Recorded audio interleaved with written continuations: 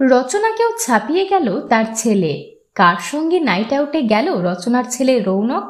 বাংলা সিনেমার জগতে যথেষ্ট জনপ্রিয় অভিনেত্রী রচনা ব্যানার্জি বর্তমানে দিদি নাম্বার 1 সঞ্চালনার পাশাপাশি হুগলির সাংসদও তিনি। আমরা সকলেই জানি অভিনেত্রীর একমাত্র ছেলে রৌনক, আর তার মুখ চেয়ে অভিনেত্রী ডিভোর্স নেননি তার স্বামীর থেকে। ছেলেকে নিয়ে আলাদা থাকতেন অভিনেত্রী রচনা ব্যানার্জি। একা হাতেই ছেলের সব দায়িত্ব তিনি পালন করছেন।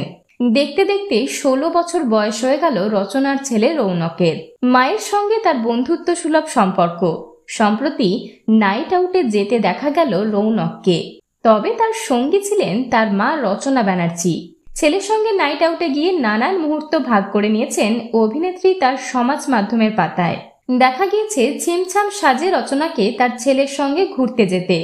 লম্বাই এর মধ্যেই মাকে ছাড়িয়ে গিয়েছে রচনার ছেলে রৌনক।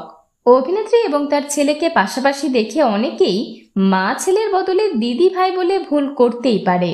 বিনোদন জগতের আরো অন্যান্য খবর নিয়ে ফিরছি, জুড়ে থাকুন আমাদের সঙ্গে।